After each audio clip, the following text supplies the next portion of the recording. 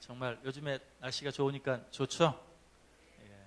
그런데 이 좋은 날씨에 유혹이 되어서 또 하나님의 말씀 배우고 예배하고 하는 일에 방해가 되지 않도록 여러분들 늘 더 힘을 내시고 또 더 열심히 모이는 일에 힘써 주시면 감사하겠습니다. 자, 오늘 세 번째 시간입니다. 삶과죠. 표대를 향해 달리는 삶.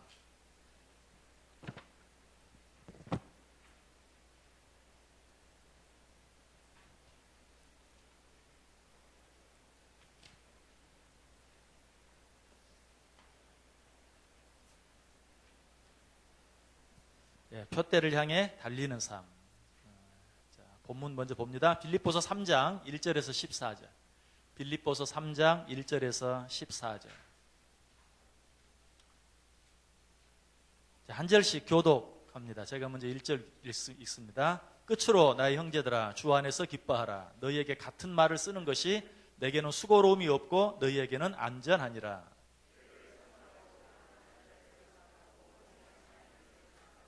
하나님의 성령으로 봉사하며 그리스도 예수로 자랑하고 육체를 신뢰하지 아니하는 우리가 곧 할례파라.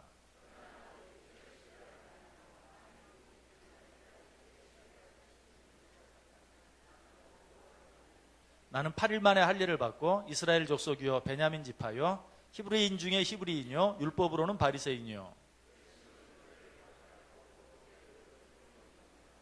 그러나 무엇이든지 내게 유익하던 것을 내가 그리스도를 위하여 다 해로 여길 뿐더러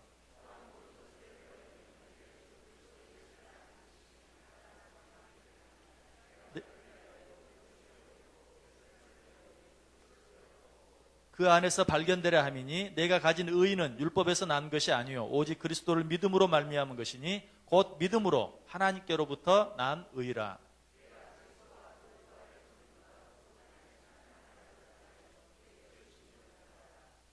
어떻게 해서든지 죽은 자 가운데서 부활에 이르려 하노니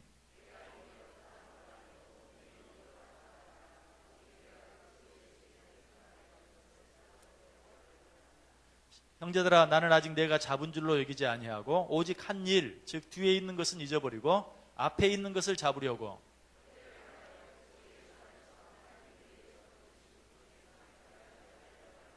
아멘. 자, 혹시 삶과 교제 못 받으신 분 안 계시죠? 저기 한 분 있습니다. 자, 네모 그 밑에 네모 박스 안에 있는 내용 제가 한번 읽어드리겠습니다. 예수 그리스도를 믿고 영접하는 자는 누구나 영생을 얻고 하나님의 자녀가 되는 특권을 누리게 됩니다. 그러나 하나님의 자녀가 되었다고 해서 순식간에 그의 생활이 하나님의 자녀답게 변화되지는 않습니다. 신자들은 누구나 불신 시절에 익숙했던 잘못된 습관으로 인하여 하나님의 자녀로서 합당치 못한 면모를 드러낼 때도 많습니다. 믿음 안에 들어선 신자들이 어떻게 하나님의 자녀다운 거룩한 모습으로 전 인격이 변화될 수 있는지 함께 공부해 봅시다. 자, 여러분들 다 예수 그리스도를 여러분의 구주로 영접하셨죠? 그로 말미암아 하나님의 자녀가 되었고 구원을 받았고 천국 백성이 되었습니다. 그런데 문제는 뭐예요? 하나님의 자녀가 되었다고 해서 우리의 생활, 우리의 삶, 우리의 인격이 졸지에 바뀌는 것은 아니라는 것이. 그래서 여러분들이 이미 구원을 받고 이미 하나님의 자녀가 되었고 이미 천국 백성이 되었음에도 저와 여러분의 고민이 뭡니까? 나는 왜 항상 이럴까 하는 그런 생각. 왜 나는 자꾸 똑같은 실수를 반복할까 하는 것. 나는 왜 이렇게 변화되지 못할까. 이전의 모습들, 그런 모습들이 자꾸 나타나고 부끄러운 모습들이 자꾸 나타나는 그런 모습들을 보게 됩니다. 그러나 이 시간 여러분을 위로하기 위해서가 아니라 실제로 사도 바울이 오늘 우리가 공부하는 이 내용의 주제도 사도 바울을 통해서 우리에게 주신 말씀인데 사도 바울도 어때요? 그런 똑같은 고민이 있었다는 거죠. 오호라 나는 곤고한 자다. 누가 나를 이 사망의 몸에서 건져내랴 하는 그런 똑같은 고민이 사도 바울에게도 있었다라는 사실을 가지고 먼저는 위로를 받으시되 그러나 핑계거리로 삼지는 마시기를 바랍니다. 지난 시간에 공부했죠? 한꺼번에 많이 바뀌지 않는 것은 우리가 탓할 것이 되지 않지만 어제와 똑같은 오늘의 내 모습은 잘못된 것이다. 무엇보다도 뒤로 후퇴하는 삶은 더더욱 잘못된 삶이고 그런 삶을 살아서는 되지 않는다. 그래서 아주 미미하다 할지라도 공사 중인 건물이 벽돌 하나, 어제보다 오늘 벽돌 한 장 올려놓는 정도. 여러분 그럼 어때요? 도대체 어제와 오늘 달라진 게 뭔지 구별할 수가 없어요. 벽돌을 올려놓은 사람 아니면 아무도 몰라요. 그러나 그런 변화라도 우리가 계속 가지기만 하면 어때요? 언젠가 그 집은 완성이 되어진다는 것이. 그러기 위해서 늘 애써야 되고 오늘 공부하는 목적도 거기에 있어요. 외국에 이민을 가서 살면 제일 먼저 묻는 질문이 이민 온 지 얼마나 되셨어요? 이게 제일 많이 물어요. 이민 온 지 얼마나 되셨어요? 근데 한 6개월, 1년 혹은 1년 반, 2년 정도 됐을 때는요 자신 있게 대답을 합니다. 아 이제 6개월 됐어요. 아 이제 얼마 안 됐어요. 이제 1년 됐어요. 근데 2년 넘어가면서부터는 자신 있게 대답을 못 합니다. 왜 그런 줄 아세요? 이민 온 지 2년 정도 됐으면 3년 정도 됐으면 영어를 좀 잘 해야지. 근데 영어를 처음에 6개월이나 1년 됐을 때는 얼마나 됐어요? 아 6개월 됐어요. 이제 얼마인지 안 됐어요. 자신 있게 말하는데 1년 넘어가고 2년, 3년 돼가면요 3년이라 됐는데 영어는 잘 못하고 그러니까 부끄러우니까 그때부터는 몇 년이라고 말 안 해. 좀 됐어요. 이렇게 말하고 넘어갑니다. 근데 우리가 신앙생활 하는 것도 그래요. 얼마 되지 않았을 때는 뭐 나 신앙생활 한 지 얼마 안 됐다 뭐 이렇게 그냥 넘어가는데 10년, 5년, 10년 되면 어때요? 5년 됐다, 10년 됐다, 20년 됐다, 30년 됐다 라고 말하기가 겁이 날 때가 있죠. 왜? 말하고 나면 저 사람이 속으로 30년이나 된 사람이 그 모양이야? 이런 생각을 할까봐 30년 믿었다는 말이 얼른 안 나와요. 근데 처음에는 어때요? 나 이제 1년밖에 안 됐어요. 2년밖에 안 됐어요. 얼마 안 돼요. 그때는 자신 있게 얘기할 수 있어요. 왜? 세상 사람들과 별로 다르지 않은 모습을 보여도 별 크게 문제가 될 건 아니거든요. 여러분 스스로에게 한번 질문해 보시길 바랍니다. 여러분 예수 믿는 지 얼마나 되셨습니까? 자신 있게 나 10년 됐습니다. 나 20년 됐습니다. 나 30년 됐습니다. 혹은 40년, 50년, 60년, 70년 됐다고 자신 있게 말씀하실 수 있는 분이 몇 분이나 있는지 한번 생각해 보고 이 시간에 적어도 내가 믿은 그 연수에 부끄럽지 않은 그런 변화의 모습을 내가 갖기 위해서 애써야 되겠다 하는 그런 마음의 다짐이 꼭 있게 되기를 원합니다. 자, 큰 1번 그리스도 안에서의 변화. 바울은 1번 문제, 작은 1번. 바울은 어느 누구보다도 자랑할 만한 많은 조건들을 지니고 있었습니다. 그것을 열거해 봅시다.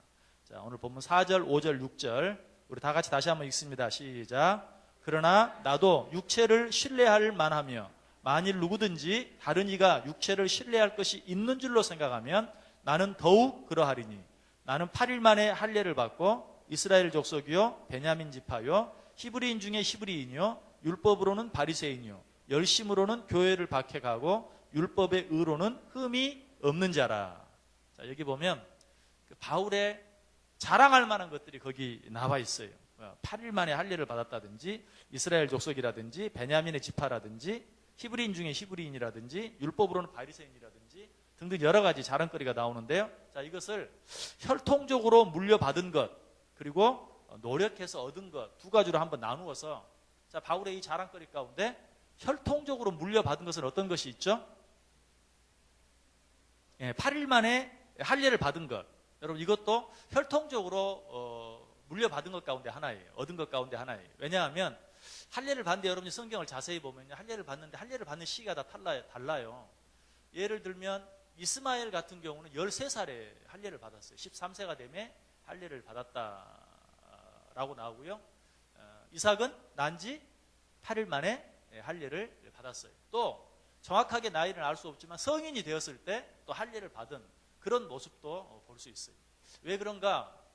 그 이방인들이 개종을 해서 이방인들이 예수를 믿음으로 말미암아 그리스도인 되면 그 사람들은 성인이 되었을 때 할례를 받습니다. 자기들이 이방인 가운데 있을 때 소위 성인식을 치른 것을 할례를 받는 걸로 대신하는 거예요.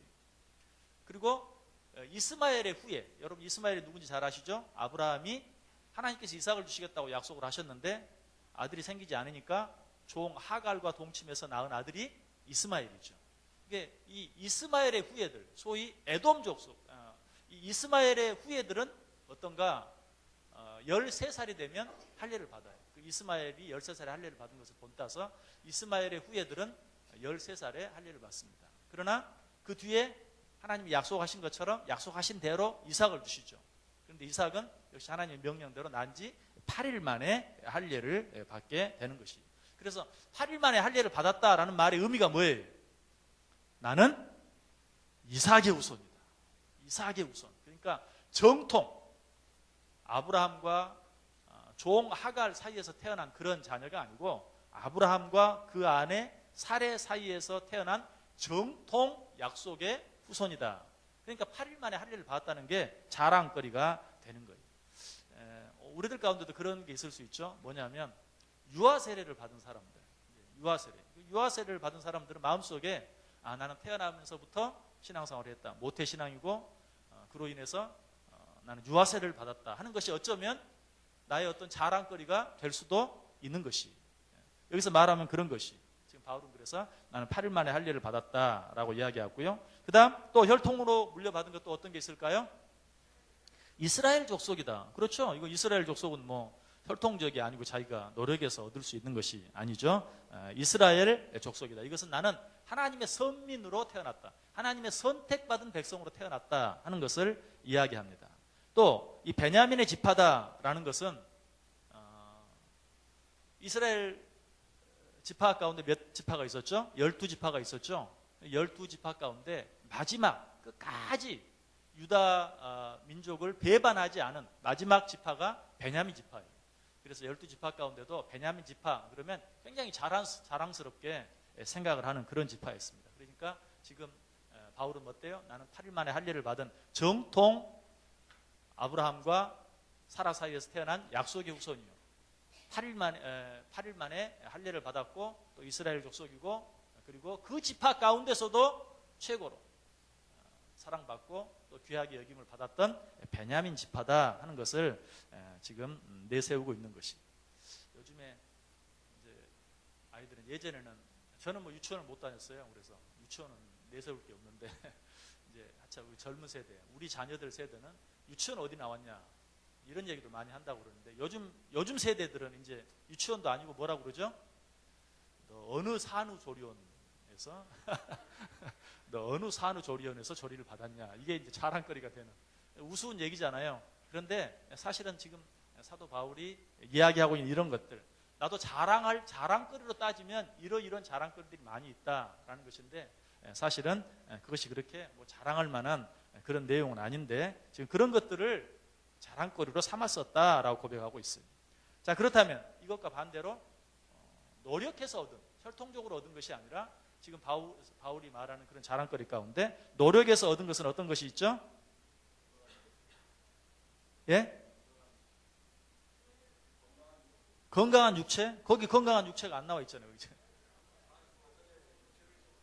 예, 육체를 신뢰할 만하다. 예, 그건 이제 건강을 이야기하는 것이 아니라 바로 여기 이것이 인간의 노력, 자기 어떤 육체적으로 영적인 것 말고 육체적으로 세상적인 그런 방법으로 따지면 내가 자랑할 만한 것이 많다는 그런 표현입니다. 그래서 꼭 건강에 관한 것은 아니고요. 거기 나와 있는 표현 그대로 얘기하면 히브리인 중에 히브리인이다.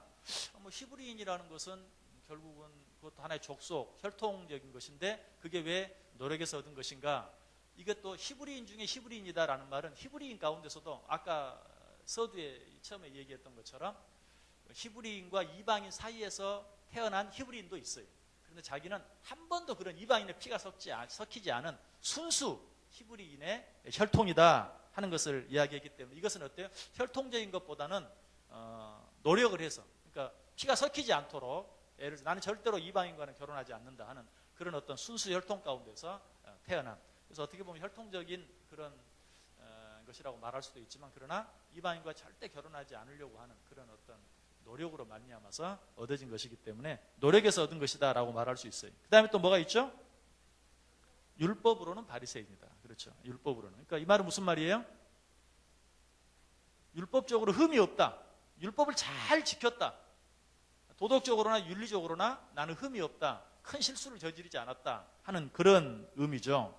그래서 지금 사도 바울은 내가 이런 것들을 세상적인 그런 자랑거리로 말하면 자랑할 만한 것들이 이렇게 많이 있다라고 이야기하고 있어요.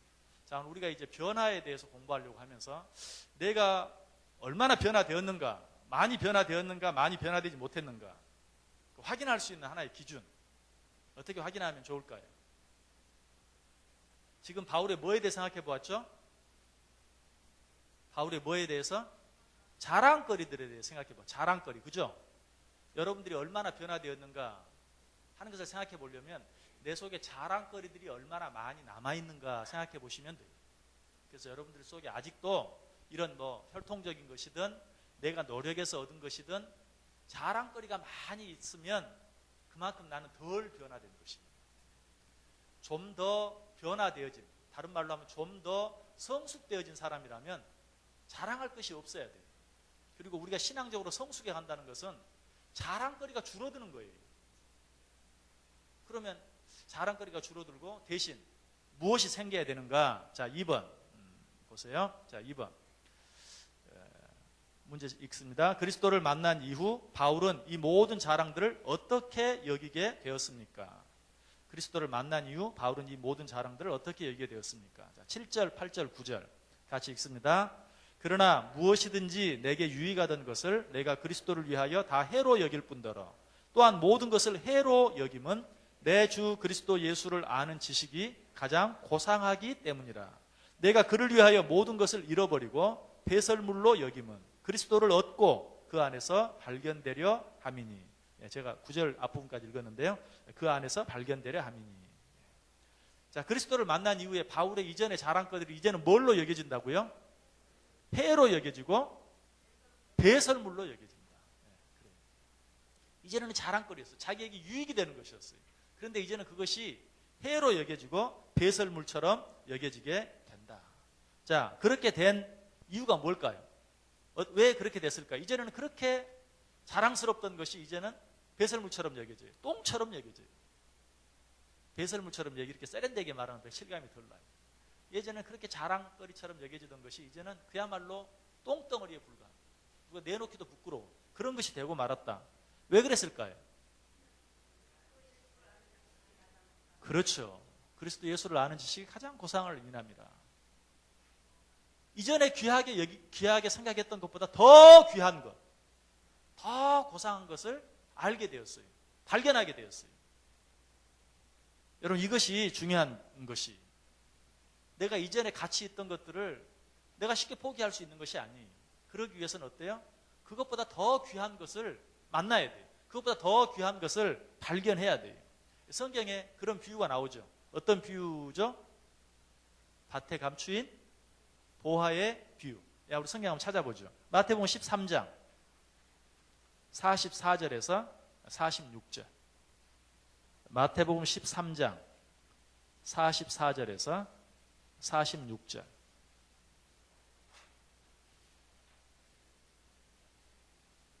마태복음 13장 44절에서 46절.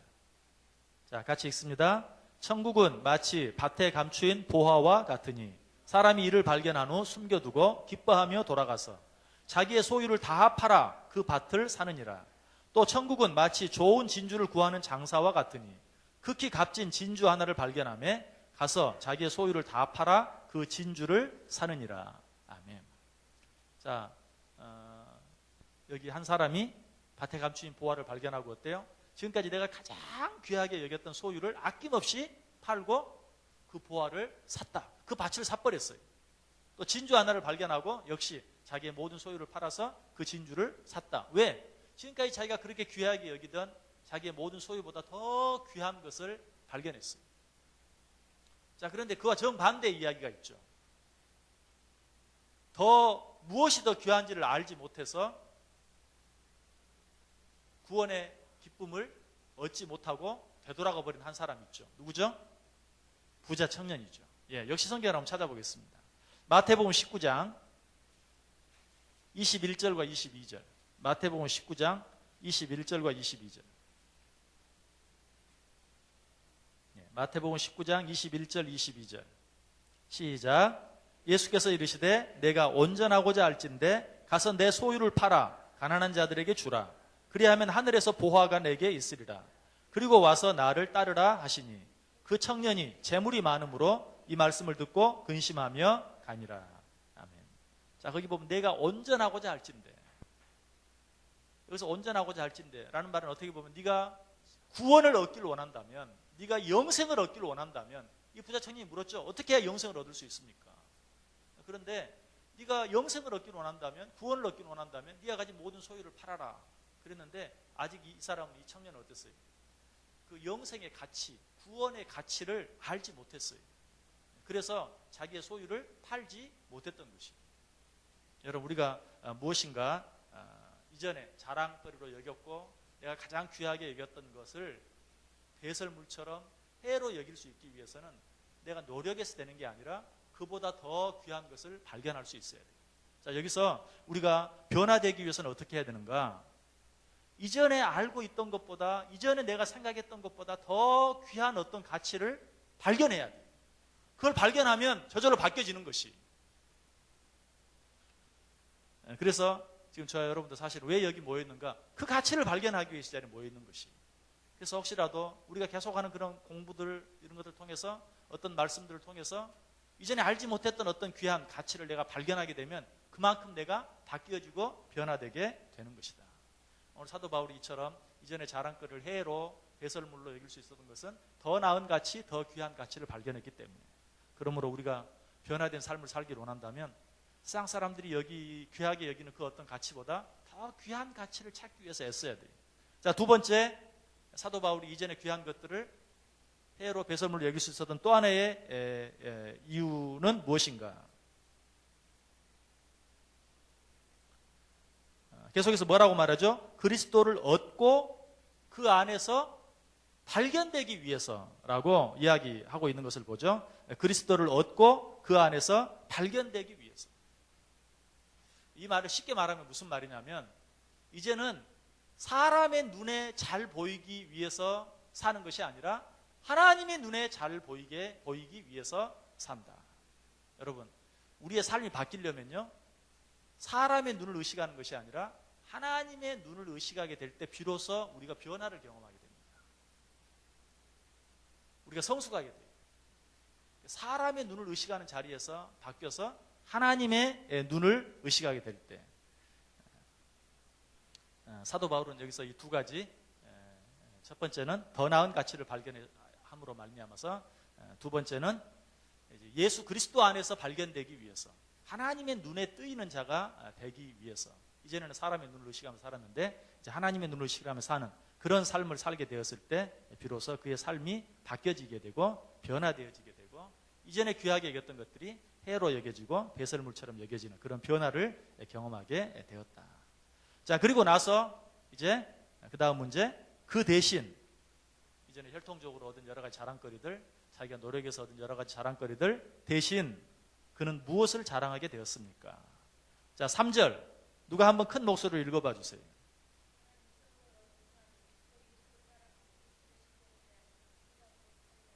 아멘. 자, 이제는 뭐 8일 만에 할례를 받았다, 이스라엘 족속이다, 베냐민의 지파다, 히브리인 중에 히브리인이다, 율법으로는 흠이 없는 자다, 이런 율법으로는 바리새인이다, 이런 것들을 자랑했는데 지금 여기서는 뭘 자랑하고 있어요? 그리스도 예수로 자랑한다라고 이야기하고 있어요. 그리스도 예수로 자랑한다. 이전에는 자기의 그런 어떤 여러 가지들 자랑했는데 이제는 자기와는 전혀 관계없는 예수 그리스도를 자랑하고 있는 그런 모습을 보죠. 자, 이외에도 바울 사도의 자랑거리들이 있어요. 자, 성경을 한번 찾아봅니다. 갈라디아서 6장 14절. 역시 적어 오셨죠? 한번 적으시면 읽어보세요.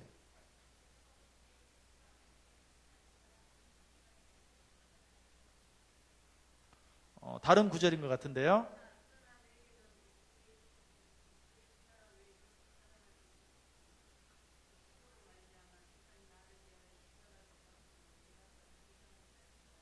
예, 감사합니다. 예. 자, 내게는 우리 주 예수 그리스도의 십자가 외에 결코 자랑할 것이 없다. 결국 사도 바울은 뭘 자랑으로 여긴다고요?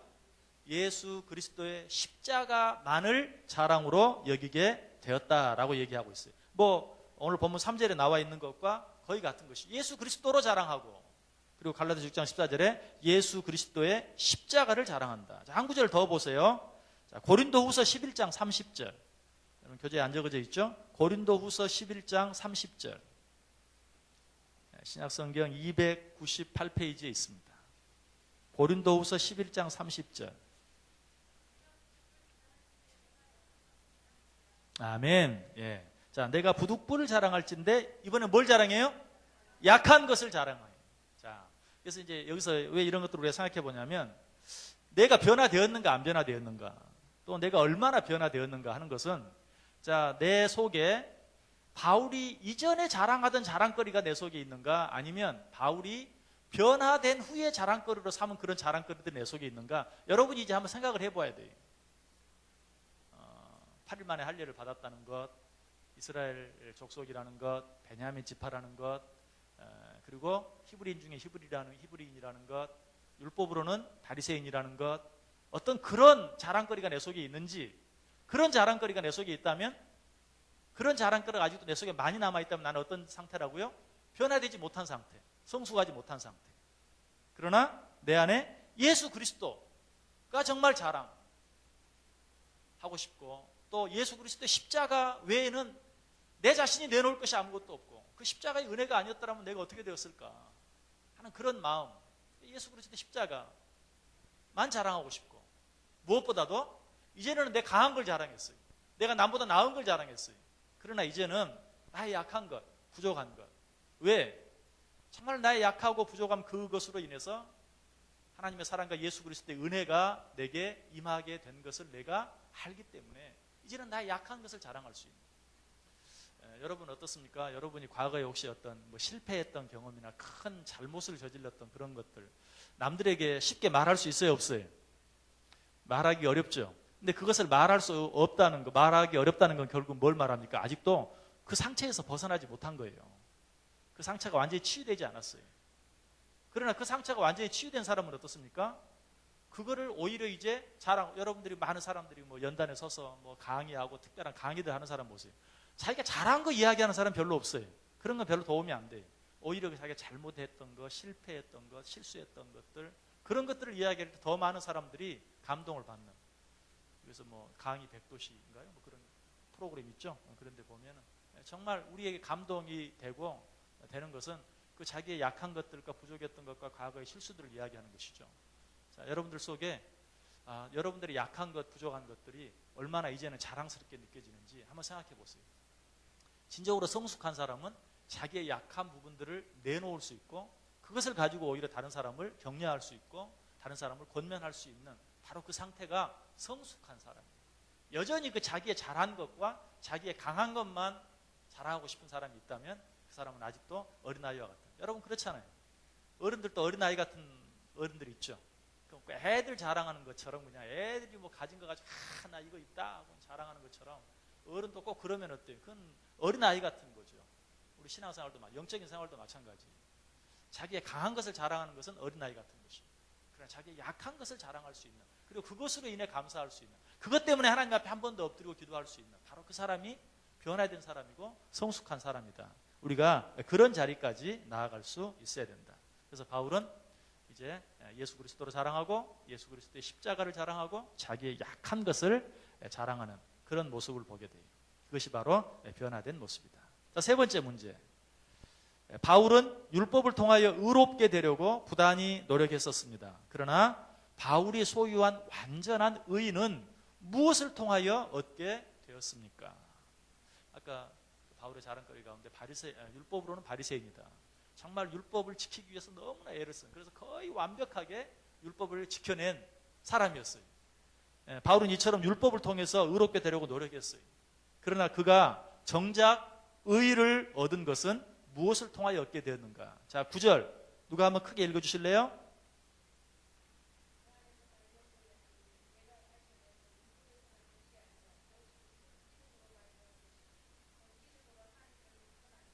아멘. 자, 지금 바울이 말하고 있는 의는 무엇으로 말미암아 얻은 것이다?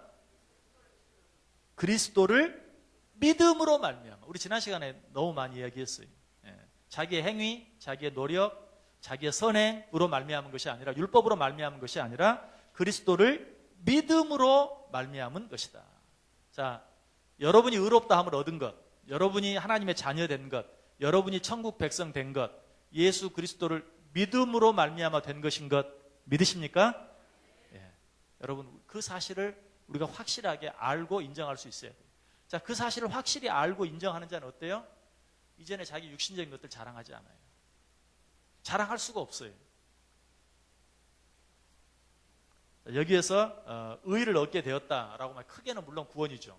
예수 그리스도를 믿음으로 구원을 얻었다. 그런데 이것을 좀 넓게 이야기하면 꼭 구원만을 말하는 것이 아니라 그 구원의 기쁨, 또 구원의 감격, 또 구원으로 말미암아서 내게 주어지는 평안, 구원받은 자만이 누릴 수 있는 안식, 이런 모든 것들이 내 노력으로 얻어지는 것이 아니다.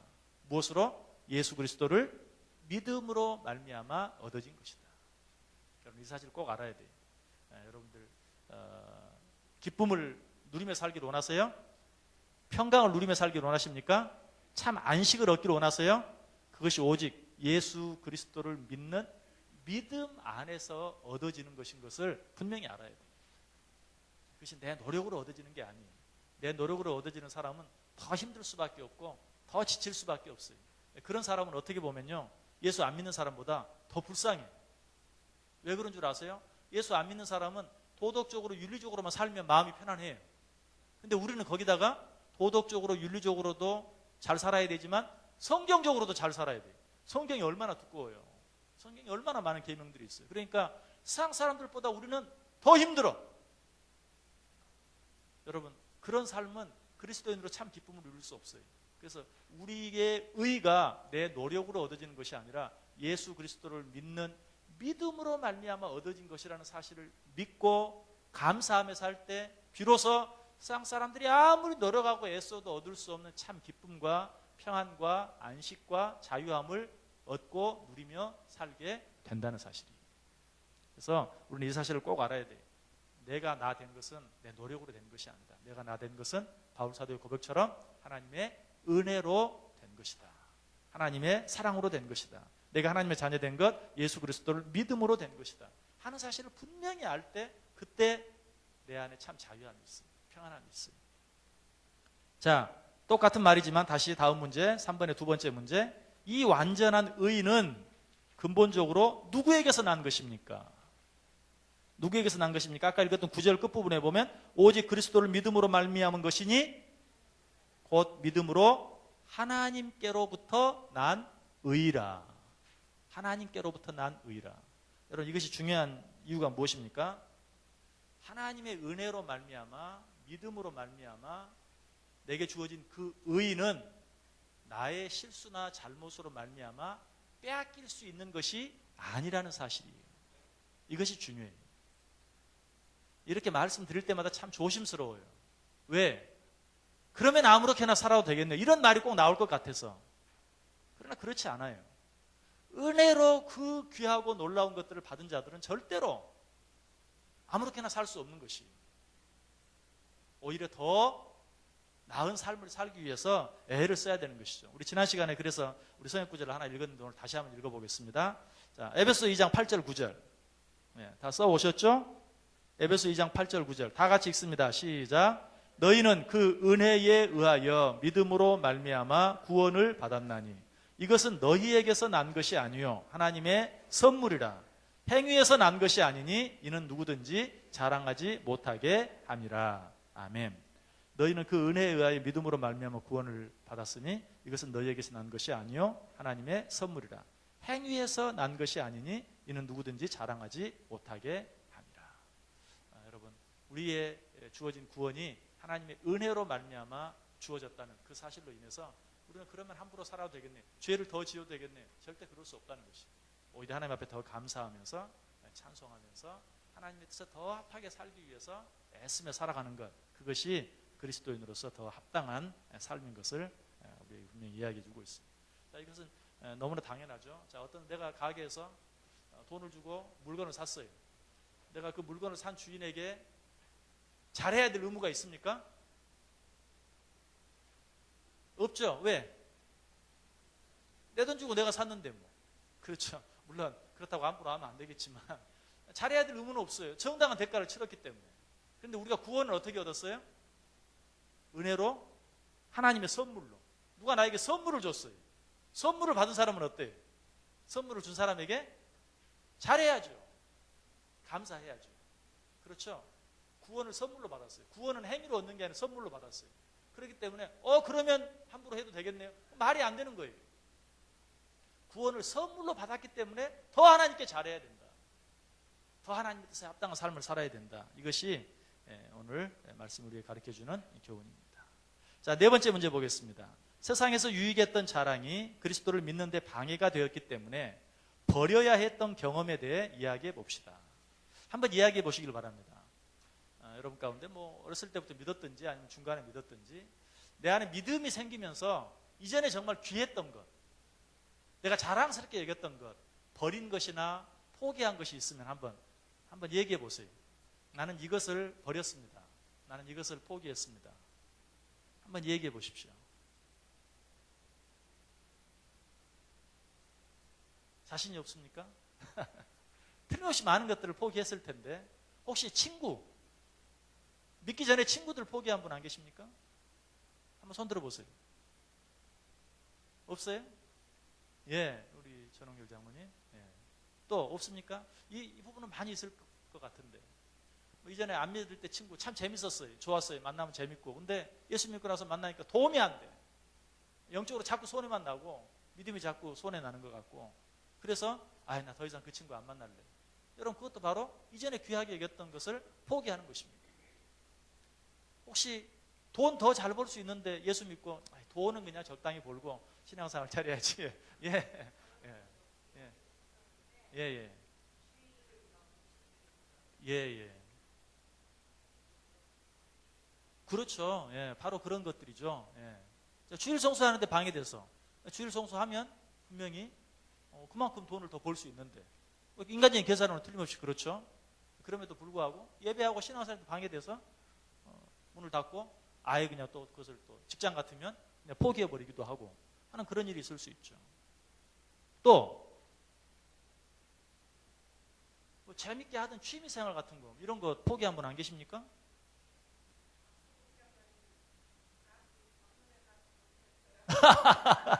예, 예, 예. 우리 박승욱 장로님 진짜, 지금 예수 안 믿었으면, 지금 이 시간에도 지금 뭐 아주 멋지게 휘황찬란한 데서 지금 한국 좀 뻗고 계실 텐데. 예, 세상에 그 인기, 버렸어요. 포기했어요. 정말 귀합니다. 그 얼마나 또 장로님 되시고 또 얼마나 좋습니까? 그 외에는 또 없습니까? 예, 예, 예. 저도 그래요. 뭐 구체적으로. 예, 예. 예, 맞아요. 여러분 그런 분들 많을 거예요. 뭐 취미생활 오라. 근데도 이제 한번 야유회 밤에 가면 또 나와 그냥 막. 그걸 뭐 그게 눌려 있던 게 그냥 나오는 거야 그냥. 얼마나 참고 살았는데 오늘이라도 한번. 예, 참 예수 믿기 때문에 그렇게 포기해버린 것들 참 많죠. 정말 많아요. 그런데 또 제일 이상한 것은 정말 옛날 생각이 나서 한번 해보려고 해도 그렇게 옛날처럼 재밌지가 않아요. 맞아요. 바로 그런 것들을 이야기. 그래서 여러분들 어떻게 보면 아까 말씀드렸던 것처럼 나는 왜 이럴까? 물론 그렇게 좀 실망이 되고 낙심이 될 때도 있지만 그러나 또 얼마나 많이 내가 이렇게 바뀌어지고 변화되었는가. 제가 지난 시간에 말씀드렸죠. 그 이민 생활을 오래 하고 특별히 이민 가서 신앙생활 한 사람이 한국에 왔을 때 그 정말 뭐 5년 만에 10년 만에 지난번에 그 20년 만에 온 사람은요 얼마나 기대를 갖고 한국에 가면 얼마나 재밌을까 못 보던 사람들 보고 근데 왔다가 정말 실망하고 돌아가는 사람들이 많아요. 뭐 한국이 실망스럽다는 게 아니라 거기 가서 예수를 믿은 사람이 그 예수를 믿기 전에 그 한국의 생활 그 재밌었던 그런 걸 다시 한번 느껴보려고 왔는데 전혀 그런 걸 느끼지 못하는 여러분 우리가 믿음 안에서 그처럼 우리의 삶이 바뀌어질 수 있어요. 여러분 지금도 여러분들이 정말 변화된 삶을 살기를 원한다면 내가 지금 버려야 되는데 버리지 못해. 여러분이 알아요. 여러분이 모르면 버릴 수 없어요. 여러분이 알고 있는 거, 이거 신앙생활한테 방해가 돼요. 그런데도 아직 버리지 못하고 있는 거, 포기하지 못하는 그것들을 버리고 포기할 때 비로소 내가 나를 막 바꾸려고 바꿔지는 게 아니고 그런 것들을 버리고 포기할 때 나 자신이 바뀌어지고 변화되어진다 하는 것입니다. 자, 큰 두 번째 문제 보겠습니다. 그리스도 안에서의 추구 1번 바울이 매일 생활 속에서 알고자 했던 것 세 가지는 무엇이었습니까? 자, 10절 말씀 누가 읽어주세요.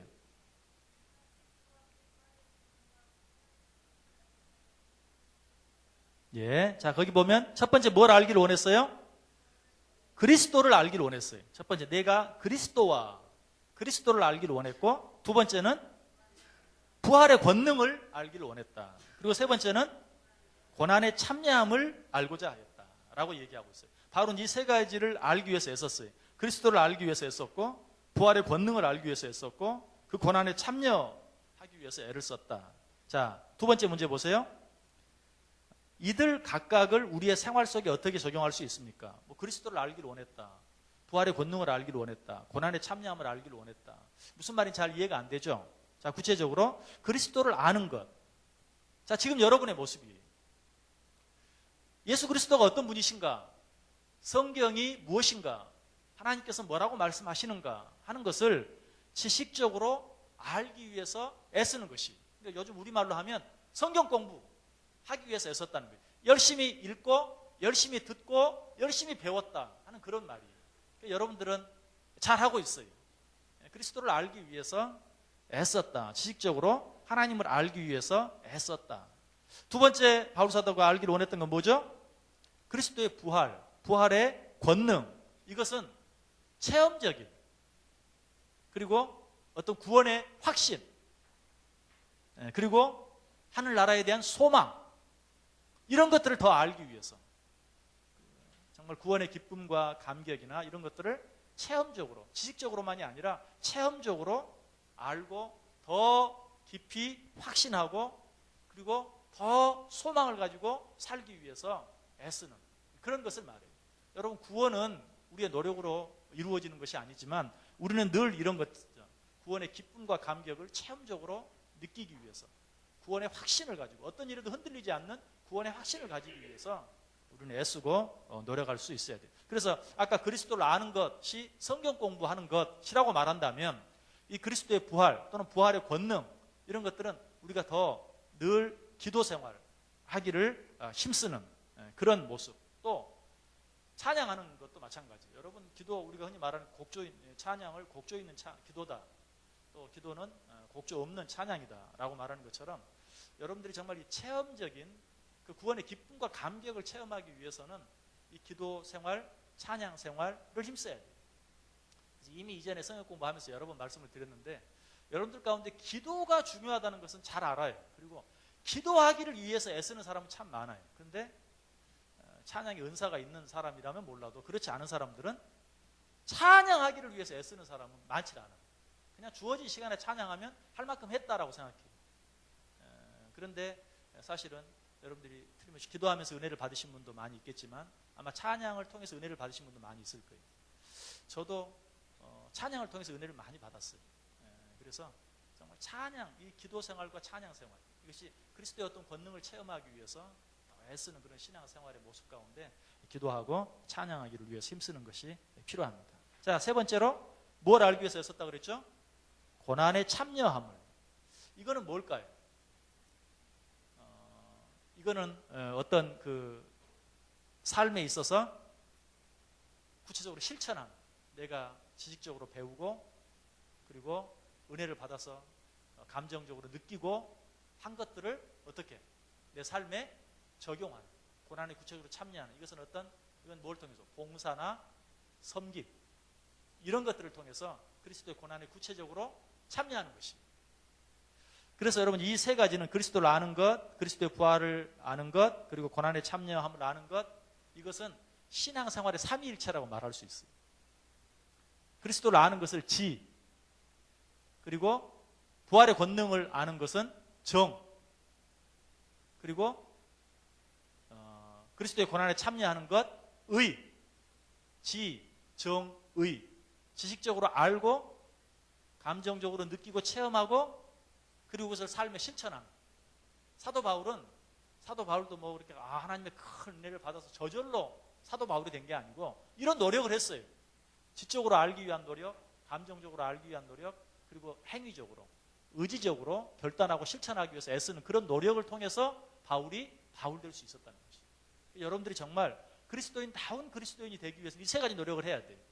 여러분, 물론 지금 이 시간에 이 자리에 나온 것들도 어떻게 보면 이 세 가지 의미가 다 포함이 되어 있어요. 그러나 오늘 이 자리에서 그 의미는 성경 공부, 하나님에 대해 지식적으로 더 많이 알기를 원해서 사모하는 마음을 가지고 왔다면 여러분 이 시간 이후에 돌아가서나 여러분의 삶 속에 그 말씀을 붙들고 기도하고 찬송하는 그런 노력을 많이 하세요. 그리고 거기서만 그치는 것이 아니라 여러분의 가정과 여러분의 이웃과 교회 안에서 섬김과 봉사의 삶을 통해서 그리스도의 고난에 참여하는 그런 노력을 할 때 비로소 어때요? 여러분의 삶이 바뀌어지는 거예요. 변화지는 거예요. 여러분들 속에 혹시 내가 성경 공부를 누구보다 많이 했는데 나는 왜 이럴까? 이런 생각 드십니까? 그럼 두 번째, 세 번째 노력을 얼마나 했는지 확인해 보세요.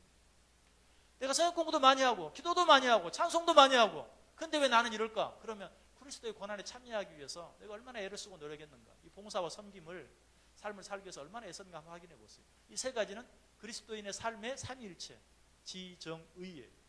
그런 삶의 모습이고 사도 바울도 그런 노력으로 말미암아서 정말 위대한 바울이 되었다 하는 것을 여러분들 꼭 기억할 수 있기를 바랍니다. 자, 두 번째 문제 보겠습니다. 믿음으로 하나님 앞에 의롭게 된 신자가 세상에 사는 동안 가져야 될 신앙적인 태도를 바울은 어떻게 묘사하고 있습니까? 자, 12절 누가 한번 읽어보세요.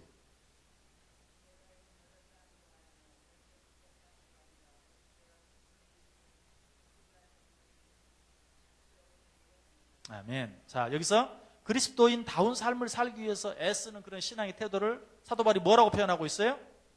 이미 얻었다 함도 아니요 온전히 이루었다 함도 아니라. 그러니까 아직 나는 뭐예요?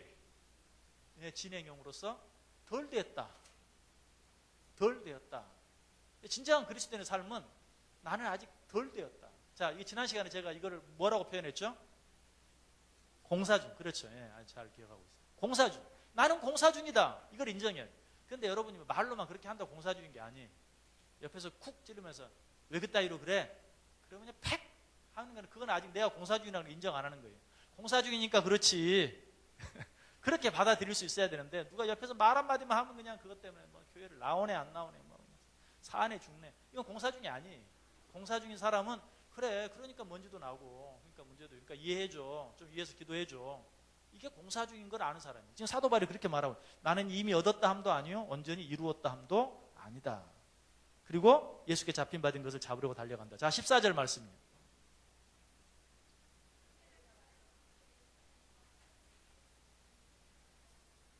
아멘. 예. 자, 이제 나는 아직 덜 되었다. 이루지 못했다. 얻지 못했다. 그래서 어때요? 예수 안에서 하나님이 위에서 부르신 부름의 상을 위하여 달려간다. 그래서 이 12절 말씀은 나는 아직 덜 되었다. 겸손이라고 얘기할 수 있고요. 나는 위에서 부르신 부름의 상을 위하여 달려간다. 그러므로 내가 할 수 있는 최선을 다해서 내가 노력하고 애쓴다. 여러분 구원을 위해서 노력하고 애쓸 필요 없어요. 그건 은혜로 이미 주어졌어요. 그러나 구원받은 자로서 구원받은 자답게 살기 위해서 최선을 다해야 돼요. 그래서 지금 사도 바울은 두 가지 삶의 모습, 겸손의 모습과 그리고 최선을 다하는 모습을 지금 그리스도인의 신앙생활의 모습으로 우리에게 가르쳐 주고 있어요. 그런데 여기서 이제 겸손히 최선을 다한다 하는 말을 지금 사도 바울의 그런 표현을 통해서 우리가 생각해 본다면 뒤를 돌아다보지 않는, 여기 사도 바울이 그렇게 말하고 있죠. 뒤를 돌아보지 않는 그런 삶. 13절에서 이렇게 얘기하고 있는데 잘한 것도 돌아보지 않고, 잘한 것을 돌아보면 교만해져요. 못한 것도 돌아보지 않고, 못한 것을 돌아보면 실망하고 낙심하게 돼요. 그래서 잘한 것도 못한 것도 돌아보지 않고 오직 무엇만 향해서, 표대를 향해서 앞으로 달려나아가는 그런 삶의 자세, 이것이 진정한 그리스도인의 삶을 원하는 자들의 삶의 모습이다. 자, 3번 문제 보겠습니다. 3번 문제.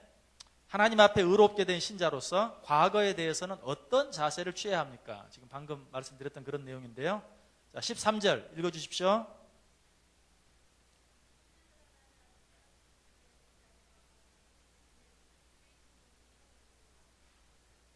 아멘. 자, 여기서는 이제 뒤를 돌아보지 않는다라는 것을 다른 말로 어떻게 얘기하고 있어요? 뒤에 있는 것은 잊어버리고, 잊어버리고, 아까 말씀드렸던 똑같은 것이 잘한 것도 잊어버리고 잘못한 것도 잊어버리고 오직 앞을 향해서 하나님께서 우리에게 주신 그런 표대를 향해서만 나아갈 수 있어야 된다. 여러분, 이 뒤에 있는 것을 잊어버리는 것은요, 영적으로뿐만 아니라 육적으로도 참 유익해요. 바로 얼마 전에 우리 인간이 스트레스를 왜 받는가? 우리 몸에 있는 수억의 세포가 우리의 그 아픈 것들을 기억하는, 거기에서 스트레스가 온다고 그래요. 그래서 그 아픈 기억들을 잊어버리게 해주는 어떤 방법으로든지 그것이 스트레스를 해소하는 것이다. 우리의 그 수억 개의 세포들이 기억하고 있는 그 아픈 감정들, 아픈 것들, 그것들로 인해서 스트레스가 온다. 그래서 뒤에 있는 것을 온전히 잊어버릴 때 비로소 우리들은 영적으로나 육적으로나 그야말로 힐링이 되어지는, 변화가 되어지고 성숙이 되어지는 그런 삶을 살 수 있다. 그래서 그리스도인들의 삶 가운데 제일 조심해야 될 그런 말이 있다면요, 나 지난번에 했는데요. 여러분, 그런 말을 참 조심해야 돼요. 나 지난번에 했는데요, 또 해요. 이미 한 건 잊어버리세요. 앞에 무엇이 주어졌든지 무엇이 놓여졌든지 그 일을 감사함으로 바꿔 행하는 그것이 우리의 삶의 제자리걸음하지 아니하고 앞으로 나아갈 수 있는 아주 좋은 방법이에요. 자꾸 뒤에 있는 것, 내가 그때 얼마나 열심히 했는데, 내가 그때 얼마나 많이 했는데, 이게 내 신앙생활을 앞으로 나아가지 못하도록, 아니 뒤로 후퇴하게 만드는 중요한 이유예요. 그래서 신앙생활을 하면서 왕년에 이것보다 신앙생활에 방해되는 게 없어요. 그래서 정말이에요. 신앙생활 잘하고 열심히 한 분들이 성숙하지 못하고 마땅히 누려야 될 그 자기가 한 것만큼의 기쁨과 감격을 누리지 못하는 중요한 이유가 내가 얼마나 했는데, 여러분 그것 때문에 뒤로 넘어지는 경우가 얼마나, 뒤로 후퇴하는 경우가 얼마나 많은지 몰라요. 뒤에 있는 것은 잊어버려야 돼요. 잘한 것도 못한 것도 잊어버리고 오직 앞에 있는 표대를 향해서 나아가는 그런 삶의 자세, 이것만이 변화를 경험할 수 있다. 여러분 꼭 기억하세요. 내 변화를 방해하는 가장 큰 것이 뭔가? 뒤에 있는 것 잡고 있는, 왕년에 내가 행한 것, 이전에 행했던 것. 요즘 기도하지 않는 사람은요, 옛날에 기도원 갔던 얘기만 그렇게 하는 거예요. 내가 삼각산에 가서 그때 막 소나무를 몇 뿌리를 뽑았는데 아주 그 얘기만 주야장창 하는 거예요. 지금 하는 사람은 그 얘기 할 필요 없어요. 지금 잘하는 사람은 옛날 얘기 할 필요 없어요. 옛날 얘기하는 사람은 지금은 그보다 못하고 있다. 결국은 뒤로 후퇴했다는 것이에요. 여러분 마음속에 옛날에 대한 기억, 자꾸 그것이 나를 괴롭히고 또 누구와 나를 비교하고 하는 그런 모습이 있지는 않는지 꼭 확인해 보세요. 자, 마지막 문제 보겠습니다. 4번. 신앙의 연륜이 신앙의 성숙과 반드시 일치하지는 않는 경우를 많이 볼 수 있는데, 여러분 자신은 어떠한지 돌아보고 그 원인이 어디에 있는지 토의해 봅시다.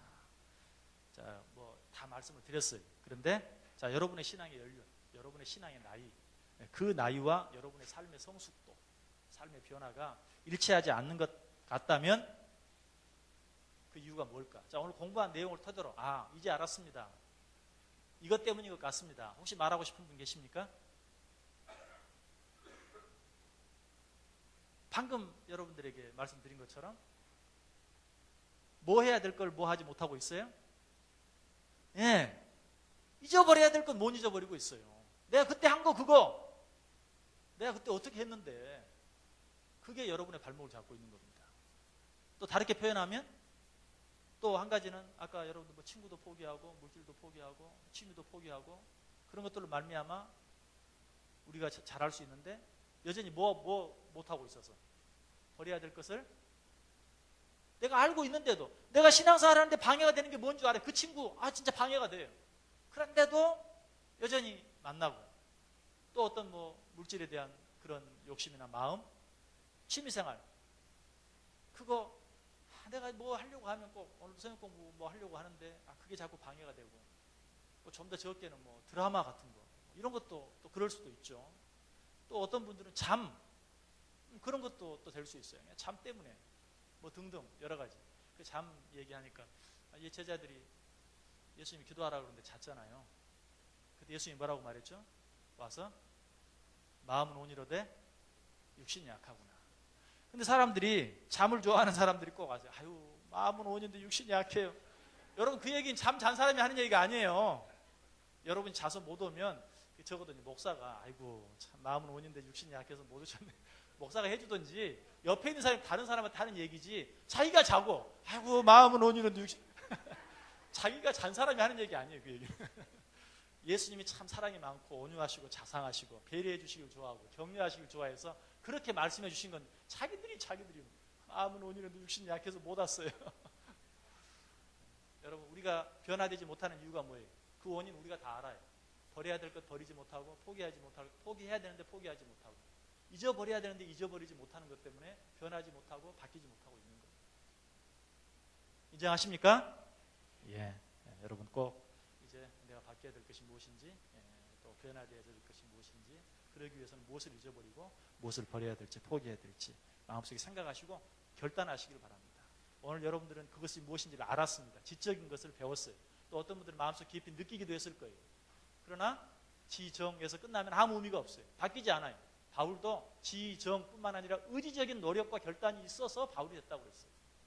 여러분의 삶 속에 구체로 노력하세요. 자, 오늘 꼭 질문하고 싶은 거 있습니까? 꼭 질문하고 싶은 거 없읍시다. 자, 히브리서 11장 24절, 26절 밑에 그 교재 밑에 있는 서연 구절 같이 읽고 마치겠습니다. 믿음으로 모세는 장성하여 바로의 공주의 아들이라 칭함받기를 거절하고 도리어 하나님의 백성과 함께 고난받기를 잠시 죄악의 낙을 누리는 것보다 더 좋아하고 그리스도를 위하여 받는 수모를 애굽의 모든 보화보다 더 큰 재물로 여겼으니 이는 상 주심을 바라봄이라. 아멘. 바울뿐만이 아니에요. 바울만 잊어버릴 것 잊어버리고 버릴 것 버리고 포기할 것 포기하고 바울 된 게 아니고 모세도 말고 모세도 바로의 공주의 아들의 칭함받기를 거절하고 또 잠시 죄악의 낙을 누리는 것을 포기하고 또 그리스도를 위하여 받는 수모를 애굽의 모든 보화보다 더 큰 재물, 애굽의 모든 보화까지도 포기함으로 모세가 모세 된 거예요. 모세처럼 되기를 원하세요? 바울처럼 되기를 원하십니까? 버릴 것 버리고 잊어버릴 것 잊어버리고 포기할 것 포기하고 그리고 취할 것을 취할 수 있는 믿음의 사람들 꼭 다 되기를 원합니다. 한번 기도합니다. 하나님 감사합니다. 오늘 또 우리에게 가르쳐 주시니 감사합니다. 하나님 배운 것으로 끝나지 아니하게 하시고 우리의 삶에 하나씩 작은 것부터라도 적용함으로 내 신앙의 나이에 걸맞게 변화되어 주고 성숙되어 줄 수 있도록 은혜 베풀어 주옵소서. 함은영 집사님 감사 예물 드립니다. 하나님 예물 받으시고 그에게 그 기도의 제목을 들어주시고 감사의 조건들이 더 풍성해질 수 있도록 역사해 주옵소서. 예수님의 이름으로 기도드리옵나이다. 아멘.